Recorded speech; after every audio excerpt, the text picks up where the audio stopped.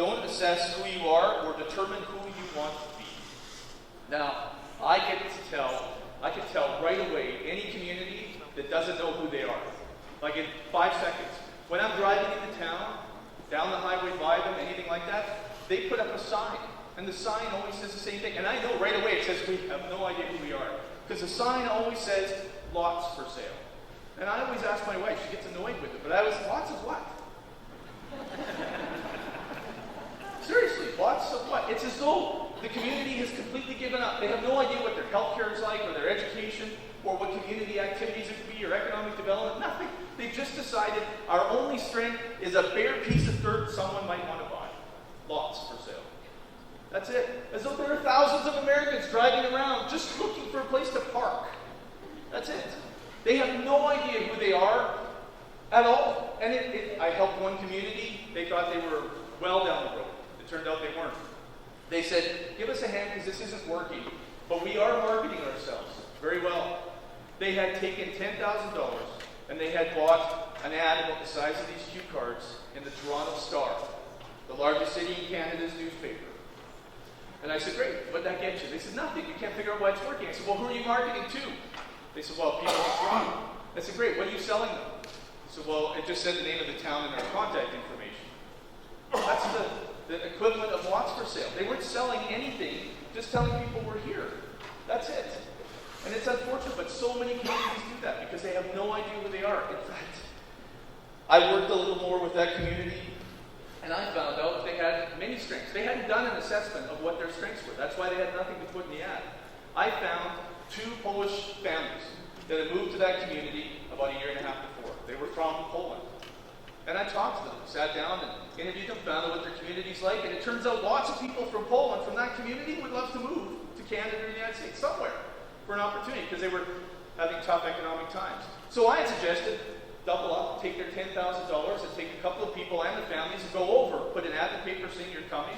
They put an ad in the paper that said, you have family here, when you're here, you're our family.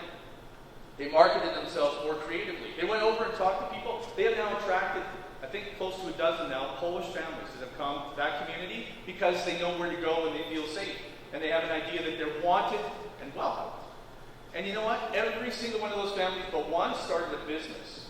One of them got a job as a carpenter, but every other one started a business. And the average business employs 13 people. It was a boom, an economic boom to the community. But they had not done an assessment of who they are.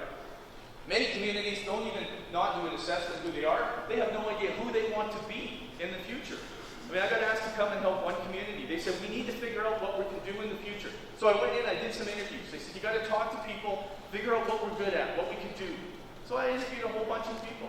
And I came back a week later and I told them, you know what? Here's what I found out. You should change the slogan on your town sign to, we're still waiting for the mine to reopen. Because that's what they were doing. I'd ask them all, what are your future opportunities? And everyone said, well, when the mine reopens, it'll be better. The mine was never going to reopen. But they were 10 years behind the 8 ball and hadn't done anything. They actually found out later that they had a unique tourism opportunity with people from northern Germany, which it's taken a while for them to grow it, but that's what they market, and they've expanded their economy. But they had no idea who they were, and they waited till it was too late to try and turn the tide. Luckily, you guys aren't doing that. You've got leadership that's helping you do this ahead of the curve. But most communities, how many of you like to garden? Show of hands. I love to garden because it's cheaper than therapy. So I like to use this phrase. Most communities, at some point in their life, have to repot. You get it? You know when the pot's too small for the plant, it starts to stagnate, choke, and it starts to die? You have to pull it out. You have to pull away all the useless dead soil, get a bigger pot, fill it full of nutrient-rich soil, a lot more, and put it in, and it will suddenly blossom again, and it will do well. Communities have to get used to doing that. If you don't repot, you're going to die.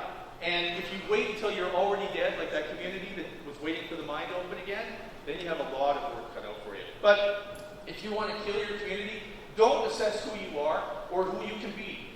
Have no identity whatsoever. And you can metaphorically be like that John Doe in the morgue. And the toe tag will read lots for sale.